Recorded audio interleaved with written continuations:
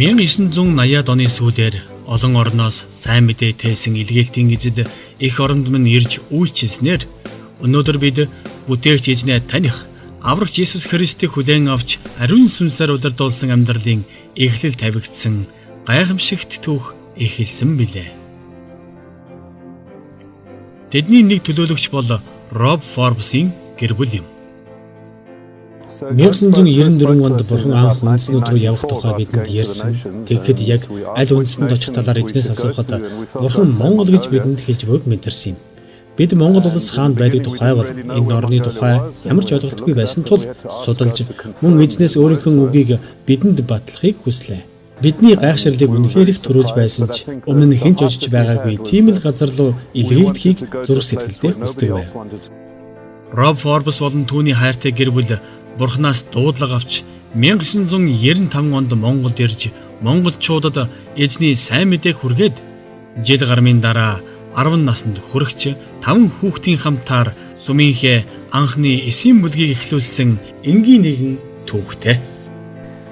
Роберт хоёр маань тэгээд 96 он гараад ерөнхийдөө бид нэг жижиг бүлэг эхэлсэн байсан. Тэгээд тэр үед тэгээд 10 дугаар орол руу нүүгээд тэр нь болохоор миний бас нэг таньдаг айлууд нүүж гараад тэр байрлал нь би Роб ахыг танах энд орохгүй минь их зүгээр юм байна штэ гэх. Тэгээд тэднийх тийш нүүж ороод тэгээд тэнд удаагүй байжгаад гэрийн бүлийг нээсэн. 1996 онд жижиг бүлгээр уулзаж эхэлснээр сүм чуулгана тарих ажлаа бид эхлүүллээ. Тэр эсийн бүлэг маань аажмаар томорсоор туулгалд алтайгч ганжи болон бусад хүмүүсийн хамт анхны усан баталгаа хүртээсэн нь үнэхээр сэтгэл хөдлөм байж үлээ. Бүх үндэстэн чуулганы замналыг Роб болон түүний хайртай гэргий Брижтэй хамтран сайн мэдээний төлөө ажиллаж амьдарч үйлчилж байсан Баяр жаргал, цэрэн, жаргал далай, дагийн сүрэн, хан диш, наран цэцэг, бат сүх, алтан цэцэг болон ван илийн наргүйгээр төсөөлхийн аргагүй. Авраамийн итгэлээр дамжуулан та бүхэн бүх үндэстнүүдэд ивэл болно гэсэн эзний үг яг манай бидэнд өгөгдсөн нэг тийм амлалт хараа чиглэл байсан. Тийм учраас тэрнийхээ дагуу тэгээч бас тухайн үедээ байсан хүмүүс маань их олон улсын хүмүүс бүрэлдсэн байсан учраас Бүх үндэстний сүм гэдэг нэр өгье гэж би бодсон. Роб баяраа ягийн сүмийг яг ихлүүлсэн. Тэгээд анхны удирдлагын баг томилогдоход за баяраа би жага даги цэрэн бид тав удирдлагын багт ахлаач нар хэмээн томилогдчихсэн. 1997 оны 10 сард энэ чуулганд ирчихлээ. Намайг аюул сайхан хүлээж авсан л та ингээл тавтай марлаараа ингээл яг өөрсдийнхөө нэг хэсэг болгоод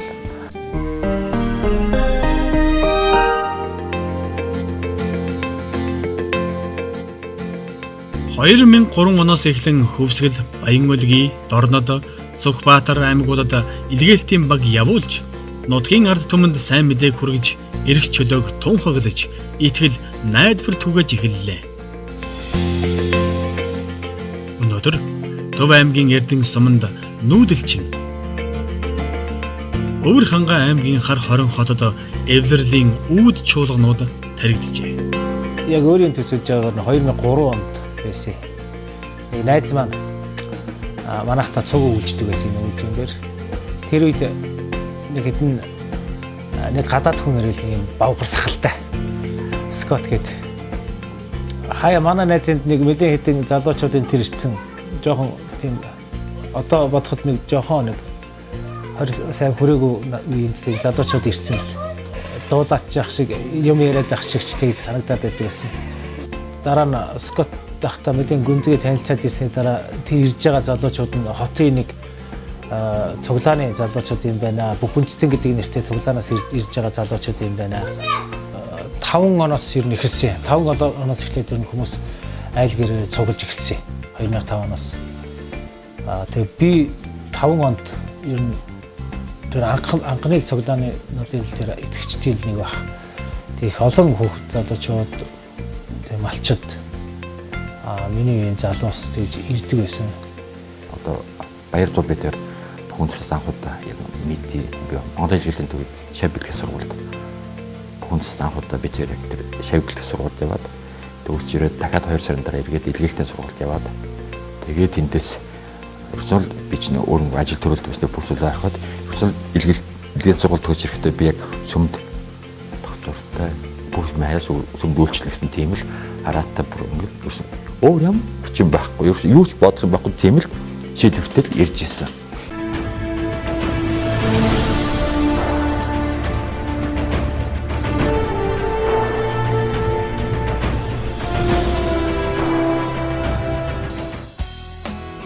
(2009 оны 6 дугаар сард Роб болон Брижит Форбс нар бүх үндэстэн чуулганыг ариун болдоо түүний гэргий ган туяа нарт дамжуулан өглөө.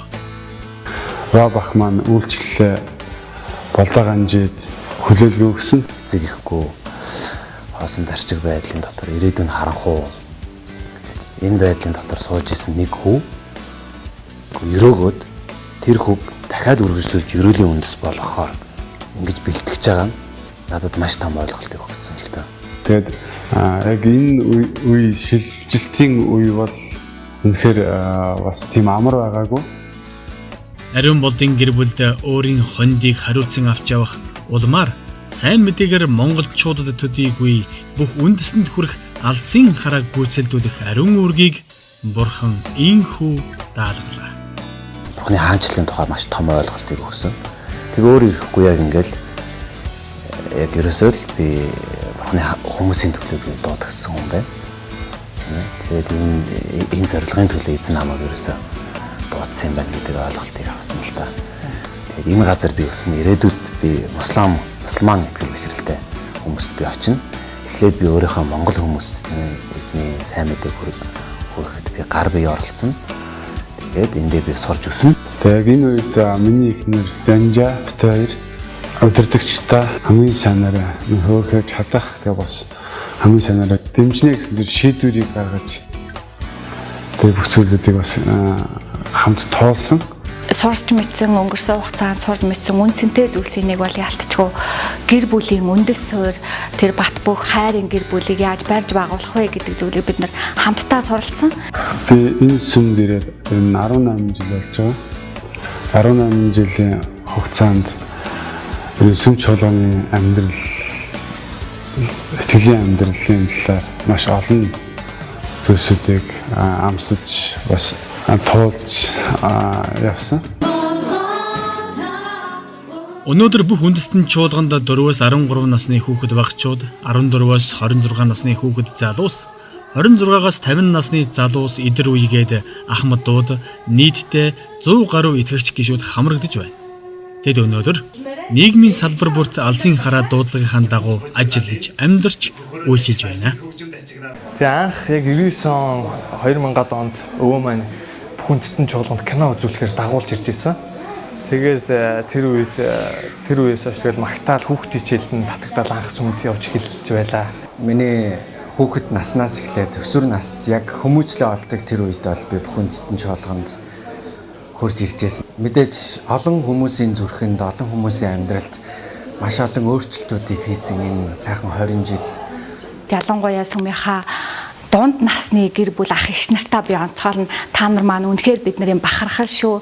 Та нар маань үнэхээр олон зүйлийг биднэрт заадаг, үйлдэлээрээ бас амьдралаараа заадаг мондөг хүмүүс шүү гэж хэлмээр байна. Тэгээ анх бид 1996 онд Христэд итгээд тэгээд энэ Бүх үндэстэн чуулганы баг анхны одоо гишүүдийн гишүүн тэгээ гэр бүлүүдийн нэг ганцхан бурхан байдаг гэдэгт итгэсэн.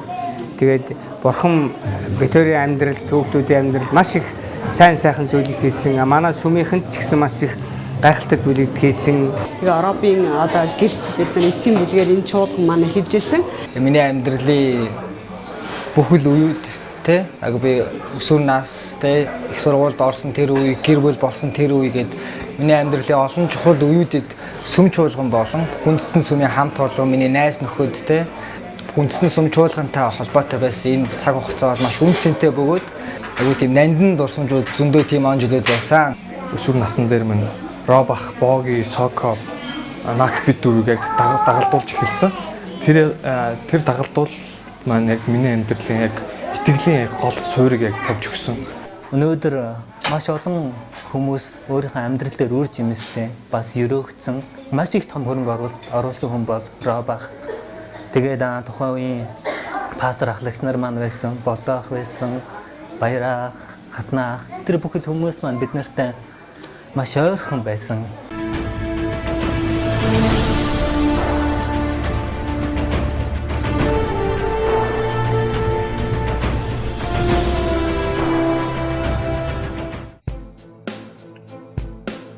Бүх үндэсний чуулган Баянгол дүүргийн 9-р хороо 90-ад онд энэ газар гэрэл захиалгаангүй харанхуй байдгийн улмаас харанхуй дэнж нэрттэй хулгай дээрэм гэмт хэргийн гарцаараа зартай газар байлаа. Айгүйх гэмт хэрэгүүд гаргадаг. Энэ нүгээр ерөөсөө нөгөө янз бүрийн гадна дотны хүмүүсийг ерөөсөө хөдлөгдөггүй тийм айгүй. Ер нь Монголд бол нэлээд алдартай гэдэг юм да хүн явахаас айдаг тийм нутаг байсан байхгүй.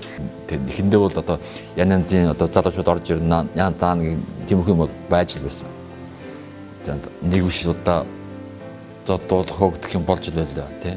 Нэг удаа хэдэн нэг атгаанууд чинь согтуу орж ирээд бид нарыг зодох гэж дайраад. Бүр хатнаахыг бүр зодоод авсаа бүр өсгөж мөшглэр. Чуулганы ихэнх үеийн удирдагчид маань энэ газрын харанхуй байдал өөрчлөгдөж эзний гэрэлгээгээ хүн бүрийн зүрхэнд гийж харанхуй дэнж гэрэлт дэнж болог хэмээн уйггүй залбирч ажиллаж харанхуйн сүнсний ертөнцийн эсрэг тунхаглаж байлаа. Тэгээ бид нэр за энэ харанхуй гэдэг нэртэй энэ газрыг цөмөрөө гэрэлтэй газар болгоё. Тэр цагаас эхлээд энэ харанхуун одоо энэ муу хүч нурж унаасаа гэдгийг төлөө манай удирдагч нар маш их шаргуу залбирч ийсэн. Сүм чуулганыг илрүүлэхэд хүндрэлтэй зүйлс баггүй байлаа. Заримдаа хаан цуглаан мэдэхгүй үеч гардаг. Бид гэртээ цуглана, уулас толгод дээр цуглана. Заримдаа цагдаа нарт хөөгдөж, зарим үед хөршүүд манж биднийг бодихыг шаардж байна. Тэгээд нөгөө манай Роб баяраа хоёр маань ингээд газрын доор ингээд зогсцсон. Итгэгчнэр нь ингээд газрын дээхэн талд ингээд сууцгаацсан. Тэгээ бүтэн цайны цуглаанаа хийгээд эзнийг магтаал. Тэгээд тэр залбирлын одоо хүчинд үр дүнд юу гэдэг яг анхтар хашаа аваад тэгээд тэр хашааг бид нар ямар ч авсан. Тэгээд аваад удалгүй байж тал тэгээд тэр маань нэг модон байшинтай байсан. Сүмийн барилгыг барихад одоо гар бие оролцож байгаа нь бол одоо манай хатнаах маань. Байдлын одоо энэ нэг жижигхэн цагаан байшин гэж засварлах гэдгээр анх намайг нэг засч өгөөч гэж хэлсэн байхгүй юу? Тэр маань болохоор яг нэг хогийн жалгыг дүүргээд барьцсан байлээ л дээ. Тэгээд би л сүүлд нь мэдсэн. Тэгээд олон хүмүүс бол оролцсон. Тухайн үед одоо тухайн үеийн итгэгч нар бол би одоо оролцоогүй одоо нэрийг нь бол би бас санахгүй байна. Гэхдээ бүгдээрээ л оролцдог байсан. Тоосох зөөгөөл, шавар зөөгөөл, хоол хийгээл сүмийн байр. Яг одоо энэ сүмийн байр чинь 40 тонны 3 гатанд нэр тавьчихсан. Тэгээ газрын тэгшлээ яг энэ чинь ингээд хэлэх гээд байна. Тэгээ энэ юу сүмийн байрыг одоо би ерхийд нь одоо өөрөн гардаж хийсэн. Ингээд 2001 он гэхэд харанхуйн хаанчлал нуран унлаа. Хүмүүс Христийг хүлээн авч амьдралын нөхцөлөө өөрчилж мухар сүсэг болоод шашнаасаа салж амьдрал нь гэрэл гээгээтэй болж ирлээ. Мөн бас энэ орон нутгийн хүмүүсийн төлөө айгүйх цуучлан залбирдаг байсан. Тэрнээс болоод манай харанхуй дэнж одоо бол харанхуй дэнж гэж нэрлэгдэхэд болцсон. Тэгээ одоо бол энэ газар хамаагүй тайван болсон. Гэмт хэрэг гарахаа болсон. Ямар ч байсан тэр харанхуун тэр хүч бол норж унсныг бол итгэгч нар маань удирдагч нар маань тухайн үед ингэж тунхаглаж чуулганд ингэж ярьж исэн. Тэгээд одоо тэр байдал бол өнөөдөр бол байхгүй шүү дээ. Тухайн атманууд одоо бол хүнд хэцүү байдал бол одоо ард үлдсэн. Одоо тэд нарт их сайхан найзууд зарим нь эзэнд итгэсэн. Энэ сүм дотор байгаа хүн нэг бүр бол энэ сүмийн тоосго юм аа. Энэ сүмийг бол байшин барилга бол юу бий болохгүй. Харин энэ хүмүүс энэ сүмийг бий болгож байгаа маа. Та энэ сүмийн нэг тоосго байхыг хүсэж байгаа бол та гарч ирнэ үгээд. Яг тэр өдөр би гарч ирээд анх удаа Есүсийг хүлээж авч ирсэн. Тэр сайн мэдээгээд өөрийнхөө амьдралаар гэрчилж амьдарч байгаа олон залуучууд байна да.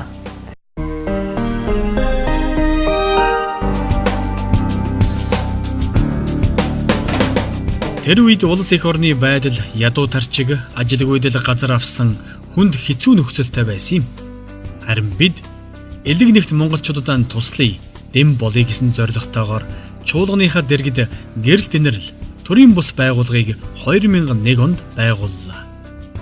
хүнд нөхцөл байдалд бурхан үүд хаалгыг нээж хүмүүсийг бидний рүү илгээсээр байсныг харах нь бидний хувьд гайхалтай зүйл. 2001 онд сүм чуулган чинь нийгэмд хүрэх одоо үйлчлэлийн үүд болгож гэрэл тэмдэглэл төрийн бас байгууллагыг одоо тухайн үеийн удирдагч нар маань эхлүүлж исэн. Байгаа газараа байгаа тэр хороондоо амьдралын түвшин доогуур айл өрхүүдэд ялангуяа хүүхдүүдэд яаж туслах вэ гэж их залбирч бодож исэн. Тэгээд тэрийг ажил хэрэг болгохын тулд бид нэг төрийн бас байгууллага эхлүүлсэн. Тэрийнхээ гол зорилго нь болохоор за энэ ядуу айлын хүүхдүүдийг аваад бид нэг цэцэрлэг нээе гэсэн юм санаа тэндээс гарсан лаас үлдээ. Тэгээд тэр төрийн бас байгууллага эхлүүлэхдээ бид за ямар нэр өгөх вэ гэж бодсон. Тэгээд надад нэг юм санаа орсон. Тэгэхээр бидний хийж байгаа үйлчлэл маань бол инэрлийн үйлчлэл, хайрын үйлчлэл. Тийм учраас гэхдээ энэ зүгээр л нэг инэрэл үзүүлэх биш. Зүгээр л нэг хайр үзүүлээд ингээд тусламж өгөөд нэг удаагийн өнгөрөх зүйл биш. Харин энэ бол өөрөө онцгой тийм гэрэлтэй, гэгээтэй. Тийм учраас гэрэлт инэрэл гэдэг нэр өгөөлөө яд юм бэ гэсэн санаа надаас төрж ирсэн. Тус байгууллагаараа дамжуулан гэр цэцэрлэг, асрамжийн гэр, албан бус сургалт, орчуулга, тусламжийн гэр гэсэн 5 төслийг хэрэгжүүлж байсан нь нүдээ олсон хэрэг болсон юм. Монголын Хүүхдийн сан байгууллага маань өнөөдөр 50 гаруй хүүхдүүдэд хүрч ажиллаж байна. Тэгээд Монголын Хүүхдийн сан байгууллагаар дамжуулан олон оюутнууд төгсч ихтэй сургууль, дээд боловсрол эзэмшиж өнөөдөр өөр өөрийн гэсэн салбар дээр нийгэмдэр ажиллаж амьдарч байгаа. Тэгээд энэхүү байгууллага маань өөрсдөө бол яалтчгүй Бүх Үндэстний чуулганы дэргэдэх гэрэл тэмдэглэл төрөмс байгууллагатай бол холбоотой энэ сүм чуулганы хүмүүстэй ахлагч удирдагч нартай холбоотой энэ одоогийн наазан сан байгууллагатай хамтарсан энэ ажил нь өнөөдөр Монголд ингээд үйл ажиллагаагаа явуулаад 10 гаруй жил болоод олон хүүхдүүдийг бас хоолтойн залгуулсан, боловсрол эзэмшүүлсэн, сайн сайхан амьдрал руу дагуулсан. Харин гэр цэцэрлэг нь гэрт үйл ажиллагаагаа эхлүүлэн Дэнжийн айл өрхүүдийн хүүхдүүдийг үн төлбөргүйгээр асарч хүмүүжүүлж байсан бол өнөөдөр хүслэн нэртэй цэцэрлэг болж Баянгол дүүрэгтэй үлгэр жишээч үйл ажиллагаатай цэцэрлэг болжээ. Тэгээд цэцэрлэгийн хүүхдүүдээ 2001 онд одоо манай тухайн удирдагч нар маань энэ хавийн айлуудаар ингээд судалгаа хийгээд нөгөө айхтар атмануудын гэрээс ч одоо орвоо бид нар ч айлчлаад тэгээд хүүхдүүдийг нь аваад судалгаа нь хамрагдуулаад тэгээд энд одоо гэр цэцэрлэг нэг анги нь 20 хүүхэдтэй одоо хүслэн цэцэрлэг анх энэ суурин дээр эхэлжээ. Хүслэн цэцэрлэг маань Бүх Үндэстний сүмийн нийгэм төрөх үйлчлэлээр 2001 онд анх Баянгол дүүргийн 9-р хороонд төр судалгаа аваад бид нар гэр цэцэрлэг эхлүүлж исэн. Тэгээд тэр гэр цэцэрлэгийн маань их үүсвэр нь хүслэн цэцэрлэг байлаа. Тэгээд өнгөрсөн 15 жилийн хугацаанд хүслэн цэцэрлэгт маань 300 гаруй хүүхэд ерөнхий боловсролын сургуулийн 1-р ангид орсон, сургуулийн өмнөх боловсролыг маш амжилттай хэрэгжүүлсэн. Тэгээд үнэхээр хүслэн цэцэрлэгээр дамжуулан бид нар Баянгол дүүргийн 9-р хороо гэр хороолд тэр үнэхээр харанхуй гэх газар бид нар гэрэл болж олон хүүхдүүдэд бид нар үнэхээр боловсрох, сурах, хөгжих олон нөхцөл боломжийг бид нар бүрдүүлж өгсөн юм аа.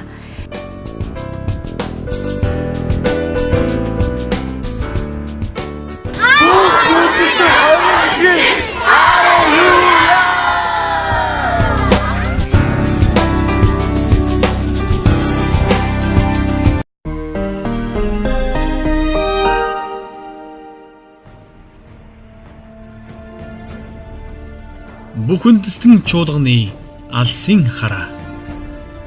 Бүх хари үндэснүүд чиний дотор өрөөгдөх болно. Учир нь чи өрн ба дорн зүгт өргсөн тэлж чиний үр удам үндэснүүдийг эзлэн хаягдсан хотуудад нь суурьснаа.